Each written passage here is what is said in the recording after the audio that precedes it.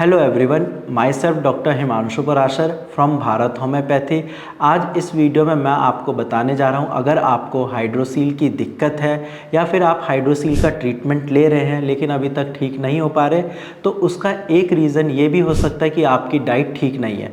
तो इसीलिए आज इस वीडियो में मैं आपको डिटेल में बताने जा रहा हूँ कि सुबह से रात तक आपको क्या खाना है, क्या नहीं खाना है और किन चीज़ों को अवॉइड करना है। सबसे पहले हम बात करें अगर ब्रेकफास्ट की, तो ब्रेकफास्ट में आप बॉइल्ड एग ले सकते हैं, ऑमलेट ले सकते हैं, इसके साथ साथ ओट्स ले सकते हैं, उपमा ले सकते हैं और एक या दो चपाती भी ले सकते हैं। अब हम बात करते हैं ब्रंच की, यानी कि ब्रेकफास्ट के बाद और लंच से पहले। अगर आपका मन कर रहा है कि कुछ लाइट खाने का, तो उसमें आप फ्रूट्स ले सकते हैं। फ्रूट्स में आप पपाया ले सकते हैं यानी कि पपीता, अनार ले सकते हैं, अंगूर खा सकते हैं। लेकिन एक चीज़ का आपको बेहद ध्यान रखना है कि खट्टे फल बिल्कुल नहीं खाने हैं, जैसे कि ऑरेंजेस हो गए, इवन लेमन का यूज़ भी आपको नहीं करना है। इसके साथ साथ आप कोकोनट वाटर भी ले सकते हैं। कोकोनट वाटर में काफ़ी ज़्यादा इलेक्ट्रोलाइट्स होते हैं, वो आपकी बॉडी में वाटर की जो डेफिशिएंसी है यानी कि कमी है, उसको भी पूरा करने में हेल्प करती है। इसके बाद हम बात करते हैं लंच की, कि लंच में आप क्या ले सकते हैं। तो लंच में याद रखें कि चपाती ले सकते हैं आप। इसके साथ साथ राइस अवॉइड करना है जिसमें स्टार्च हो।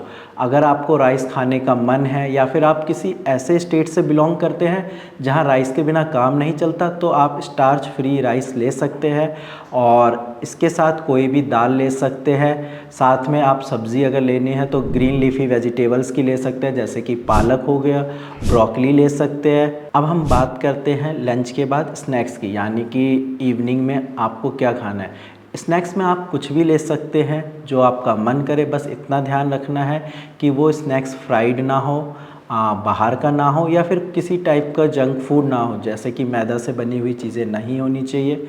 ठीक है, अब हम बात करते हैं डिनर के लिए कि रात में क्या खाना है। तो रात में सबसे अच्छा है आप चपाती लीजिए। इसके साथ साथ अगर चपाती नहीं लेनी तो आप दलिया ले सकते हैं, कोई भी एक दाल ले लीजिए, बहुत सारे ऑप्शंस हैं दालों में। तो इसके साथ ग्रीन लीफी वेजिटेबल्स ले सकते हैं, उसको चेंज करते रहिए, कभी घिया खा लिया, कभी पालक ले लिया, कभी तोरी ले लिया। अपने अकॉर्डिंग जो आपको अच्छा लगे उसके अकॉर्डिंग आप डिनर रख सकते हो उसमें सब्जियों को। लेकिन हाँ, एक चीज़ का और ध्यान रखना है कि जो भी आप डाइट प्लान करें या डाइट ले वेरिकोसील के केस में, उसमें आपको अल्कोहल बिल्कुल अवॉइड करना है।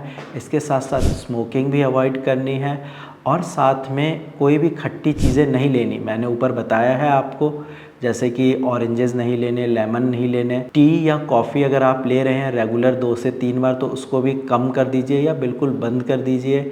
ग्रीन चिली या फिर रेड चिली पाउडर, ज़्यादा मसाले वाली सब्ज़ियाँ, ये सारी चीज़ें आपको अवॉइड करनी है, क्योंकि ये आपकी प्रॉब्लम को एग्जैजरेट करेंगी यानी कि बढ़ा देंगी।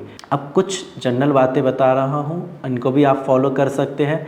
जैसे कि आप अगर वाटर इनटेक आपका कम है तो वाटर इनटेक बढ़ाइए। समर में कम से कम आपका वाटर इनटेक 5 से 6 लीटर होना चाहिए।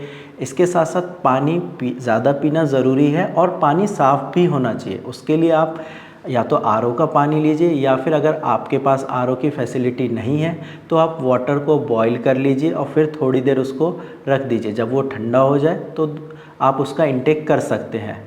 और हाँ, होम्योपैथिक मेडिसिन्स लेते टाइम एक चीज़ का ध्यान रखना है, स्ट्रॉन्ग स्मेल वाली चीज़ों को अवॉइड करना है, जैसे कि कोई भी परफ्यूम हो गया या फिर हींग या फिर ऐसी कोई भी चीज़ जिससे बहुत तेज़ स्मेल आ रही है। अगर आपको हाइड्रोसील की दिक्कत है या आपने टेस्ट कराया है, आपकी रिपोर्ट में हाइड्रोसील कंफर्म हो गया है, तो आप डायरेक्ट मुझसे या मेरी टीम से कांटेक्ट कर सकते हैं या फिर आप ओपीडी में आके मुझसे मिल भी सकते हैं। आज की वीडियो में इतना ही, धन्यवाद।